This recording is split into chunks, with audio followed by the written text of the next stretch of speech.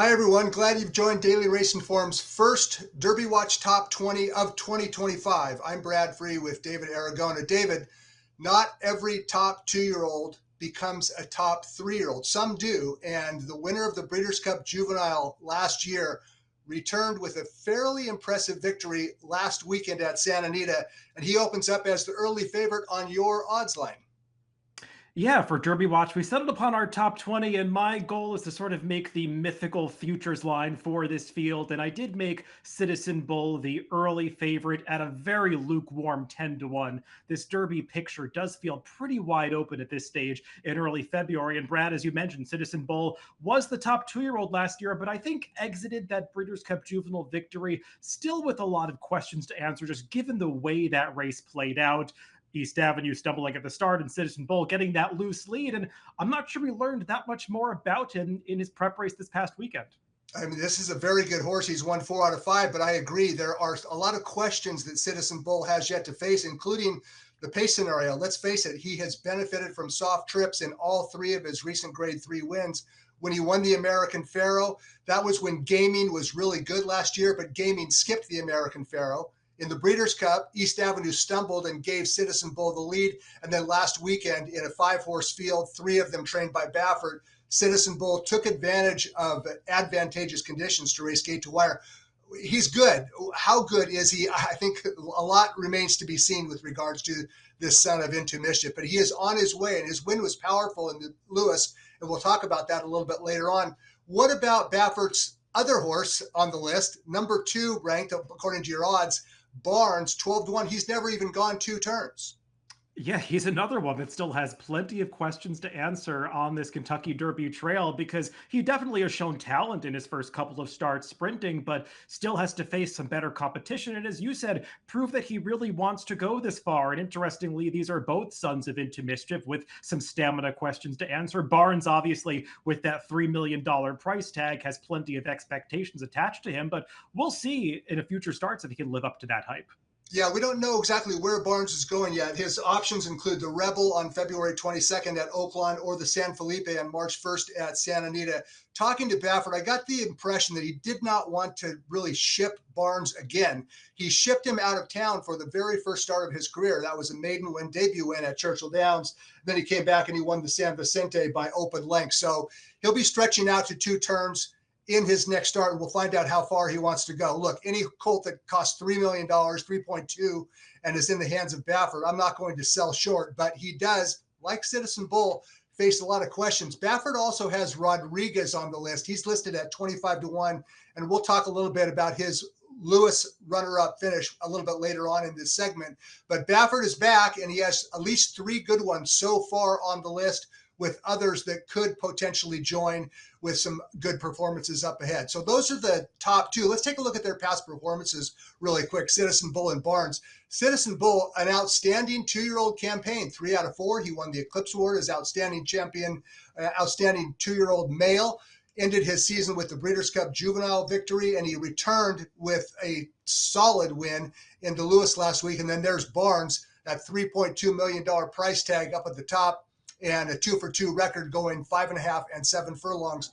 And we'll find out how far he wants to go. Okay, those are the top 2, 10 to 1 and 12 to 1. Burnham Square and East Avenue, both listed at 15 to 1 on the morning line. Talk a little bit about Burnham Square and East Avenue. Well, Burnham Square is a horse that probably would not have made the list if we had begun our top 21 week earlier, but he suddenly has thrust himself into the conversation in a big way with his victory in the Holy Bull this past weekend. And just a horse that has really taken a step forward with every start, now has plenty of 2-turn experience under his belt. And you really had to like the way that he won the Holy Bull, beating what seemed like a solid field. So even though he only got a 90 buyer, not quite as fast as those 2 Bob Baffert trainees, I think there's more confidence that he's going to handle at a distance. And then East Avenue, coming off the layoff expected in the Risen Star just under 2 weeks from now, has been training well for trainer Brendan Walsh, and a horse that I think you just have to draw a line through his last race when he was defeated by Citizen Bull in the Breeders' Cup. Still has something to prove, but it does feel like there's a lot of raw ability there. No doubt about it. Burnham Square, the only gelding on our list of top 20. He could have been claimed for $150,000 in his career debut. He finished second. He's a horse. I love his progression. Each race faster than the next start. He's by Liam's map, and the way that he finished off in the Holy Bull, I don't see any reason why he won't get the distance. And of course, East Avenue, he's been one of the elite of the division ever since his win in the Breeders' Futurity last fall. He got loose on the lead that day, but he was moving right along, 46 and change. So he earned that victory. Then he, as you mentioned, he lost all chance in the Breeders' Cup. So we'll find out more about East Avenue in the Risen Star in a week, next weekend, February 15th, down in Fairgrounds. I expect he'll be, if not the favorite, certainly one of the favorites. Let's drop down a little bit to a couple of 20-1 shots ranked 5th, 5th, and 6th. Sandman and Sovereignty. Sandman, poor Sandman. He was best in the Southwest. Would you agree? I would certainly agree with that. There were a few horses in the Southwest that did not get off to ideal starts, but I don't think any were quite as horrific as Sandman, who basically went to his knees and lost his traction coming out of the starting gate and did make quite a run to get up for second in what seemed like one of the stronger preps that we've seen so far in early 2025. And he's another one that doesn't seem like he's going to have any distance questions. Yeah, no doubt about it. And then Sovereignty, I've been a little bit perplexed at the lack of coverage or attention that he has gotten so far. His win in the street sense, it was at Churchill Downs in October. He won by 5 lengths with an 87 buyer. That's a decent number for a late season 2-year-old. We haven't heard much about Sovereignty. You have him as 20-1, the co-5th choice right now. Yeah, he did actually break his maiden in that street sense, and a horse who, even though he only has that one start under his belt, when you go back and watch the replay of that race, it was pretty impressive the way he just went from last to first in the span of about 1/8 of a mile and then drew away from the field to win by 5 lengths at the end. Only got an 87 buyer for that performance, but he's another one that I think does give some Derby followers a lot of confidence that he's going to get added ground. We'll just have to see where he ultimately makes his 3-year-old debut. Tentatively, it's in the Fountain of Youth down at Gulfstream Park. That's the tentative plan anyway, as of a week or so ago. So we'll find out more about this Bill Mott trainee. And then let's talk briefly, David, about the 7, 8, and 9 choices on your morning line. Journalism, Patch Adams, and Rodriguez. Journalism is a horse that a lot of us out here in California really like. He won the Grade 2 Los Alamitos Futurity going away. That was following a decisive maiden win. He's by Curlin out of a graded stakes winning mare. And the way that he finishes and the way that he's bred and the way he looks and trains leads me to believe that he will have no problem with extra distance. He did have a little hiccup this winter. He got sick after being vaccinated. He missed a couple workouts, and Journalism, he's not behind the 8 ball yet because we're still in February. We're 3 months out from the Kentucky Derby. Journalism has posted a couple of solid workouts on the comeback trail, which is tentatively scheduled for March 1st in the San Felipe at Santa Anita. I like this colt quite a bit, David. What about you from afar with regards to California-based journalism? Yeah, I completely agree with your assessment about him liking added distance. He just seems like a horse that is built for the 1.25 miles, if not beyond that. That's not going to apply on the Triple Crown this season, with the 1.25 miles being the longest of the 3 Triple Crown races. But Journalism did win impressively in the Los Alamitos Futurity. I will say that's not a race that has exactly been flattered by runbacks since then, but might not matter so much for a horse that just seems like he's been improving with every start. Yeah, Getaway Car, who is distance challenged, and Gaming, who has gone off 4 and finished 2nd and 3rd. So maybe he didn't beat much in the Los Al Futurity, but he sure did it the right way. Patch Adams, you also have listed at 25-1. I thought he had a tough trip in the Southwest, and his 4th place finish, I know he was the odds-on favorite. Everybody expected him to win. I thought he had a legitimate excuse.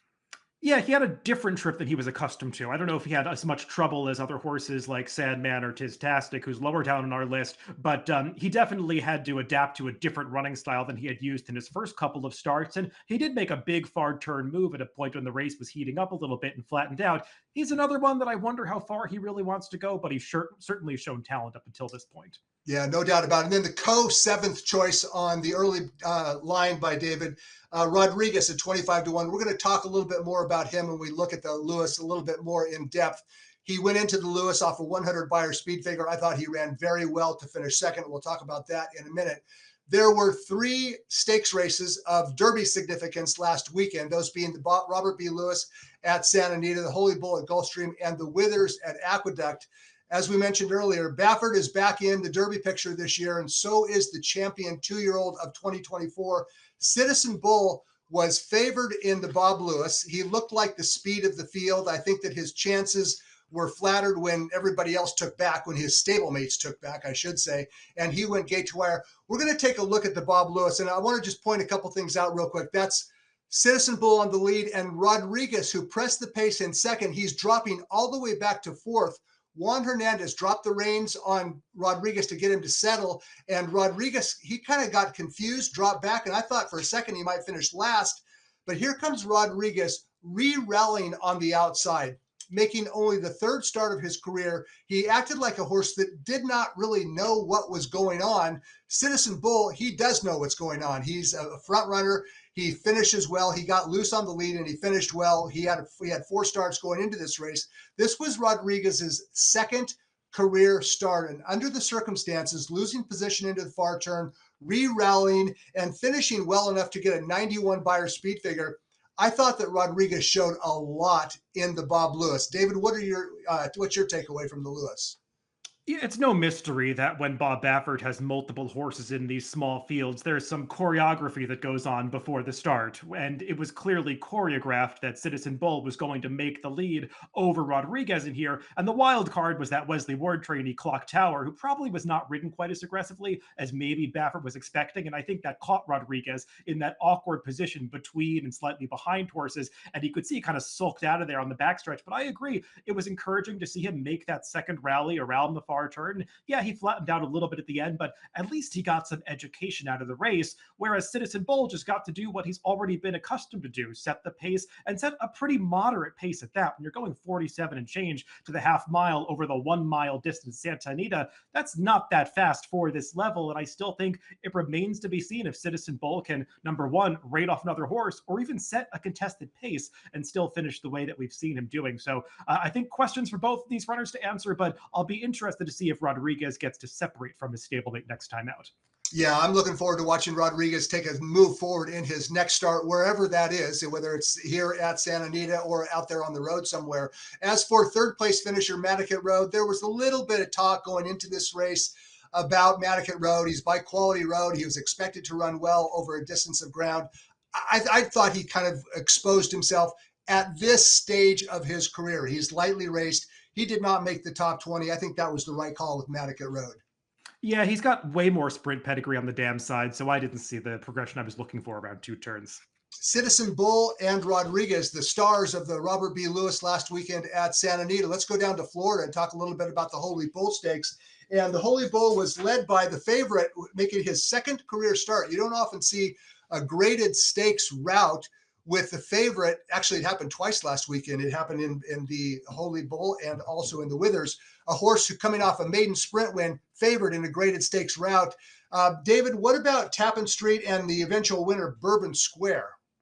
Well, Burnham Square is the horse that obviously is garnering a lot of headlines coming out of this race, but I also thought Tappan Street put in a pretty encouraging effort to hold on for second here. Obviously, he can't quite go with the winner late, but he's really trying. He's on his left lead and upper stretch and is just gamely trying to stay after that horse as he switches over to the right lead right there in about the 16th pole. And these two really do separate themselves from the rest of the field. And Tappan Street certainly gave that impression that he would handle added ground in his sprint debut race, which I think is why Brad Cox had the confidence to immediately stretch him out in a Derby prep here. And I think he validated that faith. And Burnham Square, as we already talked about, just a horse that has taken that step forward with each start. Not the easiest trip for him in this Holy Bolt because he tried to move inside on the backstretch, had to gradually angle out around the far turn, and just seemed really adaptable to moving in traffic, which is an attribute you want to see for a horse that will ultimately be contesting the Kentucky Derby. Yeah, at Burnham Square, he was tenacious in victory. I liked what I saw from both those 3-year-olds. They both ran well. And as you mentioned, they finished more than 9 lengths clear of third place finisher Burning Glory. We should at least touch on the 4th place finish of Ferocious, who was grade 1 placed twice last year. He has gone steadily backward ever since his maiden win, and we did not include him on the top 20, David. I know he only had 3 workouts going into the Holy Bull, which makes me want to question, why did you run him in this race anyway? But he was flat at the quarter pole, and I think we made the right choice. What's your take on Ferocious not making the top 20 of Derby Watch? Yeah, just looking at this one race in isolation, it's fair to say that maybe he needed it off the layoff, but then you look at it in the context of his entire career, and I think there's been this steady decline, this not living up to expectations over the past three starts around two turns that makes me wonder if he's really cut out for the Kentucky Derby. Yeah, I wonder the same thing. You know, we can always reevaluate, and we still have plenty of time. There's 3 months until the Kentucky Derby. Some of these horses, ferocious, even gaming, who we didn't even discuss at all, have a chance to possibly get back into the picture if they start training well, if they take a step forward in their next races. Okay, that was the Holy Bull. The Withers Stakes, you know, this race was moved to a mile and 1/8 in 2018. And there have been some pretty good horses win this race. Early voting in 2022 won the Withers. He also won the Preakness. Tax, Max Player, and Hit Show all became graded stakes winners as older horses. So I know there's sometimes we kind of denigrate certain stakes races. Oh, the Withers is not that important. This race has been won by some good horses, and we might have seen one last weekend with Captain Cook favored in this mile and 1/8 race off a maiden sprint win. He ran pretty well. Yeah, a horse who had trouble in his debut when with the Norm Cassie barn was purchased at auction for $410,000 by New Connections, transferred to Rick Dutrow, and as you said, won that sprint impressively. They stretched him right out to the 9 furlongs in this Withers, and he didn't seem to have any trouble handling the added distance as he's able to draw away from the long shot runner-up Surfside Moon. Another race where the top two really separated themselves from the rest of the field, looking like the only two that really wanted the distance on this day. And a 94 buyer for the winner. I know this race maybe didn't garner as much chatter as the other two coming out of the weekend, just because Aqueduct is not really known for producing Kentucky Derby contenders like other venues are. But this horse impressed me with the way he was able to finish off that race and show some stamina. And it's been a while, but Rick Dutrow is no stranger to the Kentucky Derby trail. Rick Dutrow knows how to train a good horse. There's no doubt about that. Captain Cook earned a 94 buyer. David, you were intrigued going into the Withers by the horse who ultimately finished second at 33-1, Surfside Moon. What did you see about him going into the race, and what did you think about his runner-up performance in the Withers? Yeah, slightly frustrating result for me because I liked him, picked him, bet him at 33-1, and he just was second best to Captain Cook. But a horse for a trainer who can get runners to outrun the odds, Chuck Lawrence, who had shown some potential when they stretched him out last year, had a really tough trip when he routed on dirt for the lone time in the Laurel Futurity as a 2-year-old. And I expected a step forward, maybe not this much of a step forward for him to get a 90 buyer coming out of the race, but suddenly he's a fringe player on this Kentucky Derby trail. I would call him more than a fringe player. I mean, when a horse makes that big of a forward move from 2 to 3, earns a good number. I mean, he was not that fast last year at 2. Based on his Withers, he is a whole lot faster this year at age 3. I think he might have stumbled onto a good one. We're going to find out more about Surfside Moon. I'll be very curious where he runs next, because if he stays in New York, his options would be to cut back to the Gotham, which is 1 mile, or wait until April for the Wood Memorial. So I think both Captain Cook and Surfside Moon, it'll be very interesting to see how they get toward the Kentucky Derby for their next starts. Okay, so let's take another quick look at the Derby Watch Top 20. And we're going to touch quickly on a couple of horses that are on the list that at least I certainly have questions about. One of them being Chancer McPatrick, who, David, you have listed at 30-1, and the other one being the undefeated Disco Time, who's at 35-1. Here's my concern with regards to Chancer McPatrick. I have a couple concerns, actually. First of all, much like Bullard out on the West Coast, Chancer McPatrick, the question is he a late running sprinter, or can he go 2 turns? And secondly, he had a chip removed, and he's on a very tight schedule to try to make the Tampa Bay Derby in early March. That's expected to be his comeback start. So I think that this is a colt that everything needs to go right. He, to me, is very tenuous on the list. I know that he was a good 2-year-old, 2-time Grade 1 winner around 1 turn. I have questions. What about you with regards to Chancer McPatrick? Yeah, he was a horse that was easy to like as a 2-year-old, just given the way that he was running his races, coming from last to first to earn those victories. But you take stock of those two grade ones in retrospect, and he hit the wire with Ferocious and the Hopeful. He's kind of gone the wrong way since then. The Champagne field maybe doesn't look as tough as it did at the time through the rear view mirror. And obviously, he disappointed, albeit not with the expected pace scenario in the Breeders' Cup Juvenile. So, with the additional concerns that you mentioned, I think he still has quite a bit to prove on this Derby trail. And so does the undefeated Disco Time. I'm not going to knock a colt who's 3 for 3, with that pedigree, but his win in the Lecomte, last to first, he benefited by the fast pace, but he did it in a completely different style. The challenge for Disco Time at this stage of the game, I know, again, it's only February, but his career high buyer is a mare 81. He needs to run faster in his next start. What do you think about Disco Time? Yeah, I know that he impressed some people in the Lecomte because he completely switched around his running style to come from way off the pace. But in doing so, he did take advantage of a pace that was pretty quick and was falling apart at the end. And I know he finished closer to the outside rail than the inner rail. So, not the ideal trip for him, to say the least. But it was just a very slow race. And I still need to see more from those Lecomte horses, likely in the Risen Star, where they're going to face a pretty tough foe in East Avenue. No doubt about it. Well, there are several other horses that did not make the top 20, and we're going to put them on the bubble, at least for the time being. And those include Bullard, who, Bullard began his career with a pair of last to first victories around one turn. Very impressive. He was the beneficiary of fast paces in both. And then last time out, he kind of finished a flat third in the San Vicente. I'm not going to hold that against him. His trainer, Michael McCarthy, is adamant that this colt wants to run long. His pedigree would suggest as much. He's by Gun Runner, and he goes in the Rebel Stakes on February 22nd. That's his tentative first route start. He's kind of the lesser accomplished version of Chancer McPatrick. Is Bullard a late running sprinter? We don't know. We talked a little bit about Ferocious earlier. Keeping him on the bubble for now. He's a grade one placed as a 2-year-old.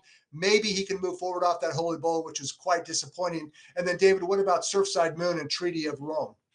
Yeah, we talked about Surfside Moon, how he improved so markedly in the Withers last weekend. And I was listening to his trainer on the Steve Bick show this morning, and he did confirm that the target for this horse's next start is the Wood Memorial. So we're likely to see that rematch of he and Captain Cook both coming off those brief freshenings in the Wood next time out for their final preps. And just feels like a horse that's going to have no trouble with added distance, as is the case for the last horse on our On the Bubble list, Treaty of Rome.